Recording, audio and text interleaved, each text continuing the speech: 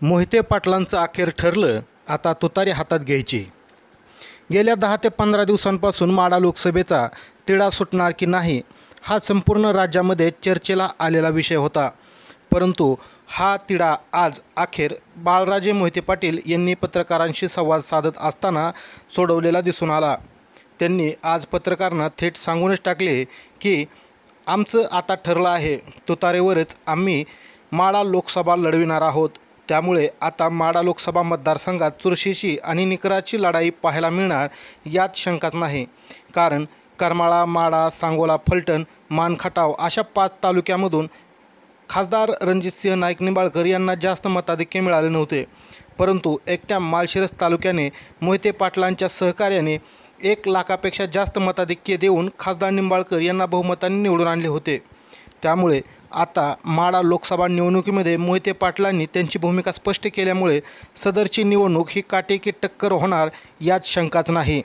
त्याचप्रमाणे बाळराजे मोहिते पाटील यांनी पत्रकारांशी बोलताना सांगितले की आम्ही जर तुतारीवर लढणार असेल तर सोलापूर, माढा व बारामती या लोकसभेच्या जागांवरही भाजपाचा अर्थात महायुतीचा पूर्ण सुपडा साफ होणार व करमाळा, माढा, माळशिरस, सांगोला, फलटण इत्यादी विधानसभेच्या जागांवरही महायुतीची पूर्णतः पिछेहाट होणार अशा प्रकारचा विश्वास बाळराजे मोहिते पाटील यांनी व्यक्त केलेला आहे।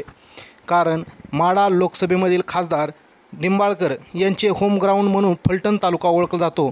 तेथेही रामराजे निंबाळकर यांचा खासदार निंबाळकर यांना प्रचंड विरोध असून तेथे 2019च्या लोकसभा निवडणुकीमध्ये खासदार निंबाळकर यांना म्हणावे तसे बहुमत घेता आले नाही व आता अशा स्थितीमध्ये रामराजे निंबाळकर यांनी थेट महायुतीच्या वरिष्ठांना इशारा दिला होता की जर तुम्ही उमेदवार बदलणार नसाल तर तुम्ही दिलेला उमेदवार निवडून आला नाही तर आम्हाला परत दोष द्यायचा नाही अशा प्रकारचा थेट इशारा रामराजे निंबाळकर यांनी दिला होता।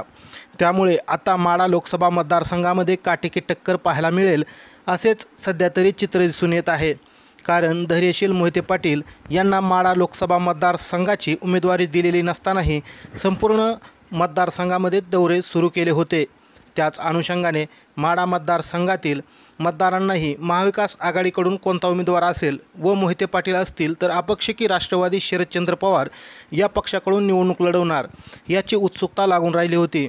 परंतु आज बाळराजे मोहिते पाटील यांनी आमचं आता ठरलंय, आम्ही माढा लोकसभा ही तुतारीवरच लढविणार अशा प्रकारचे भाष्य केल्यामुळे महाविकास आघाडीमध्ये मोहिते पाटील यांचा कधी पक्षप्रवेश होणार व किती दिवसात शरदचंद्र पवार राष्ट्रवादी पक्षाकडून त्यांचा उमेदवारी अर्ज दाखल होणार हे पाहणे आता औत्सुक्याचे असणार आहे।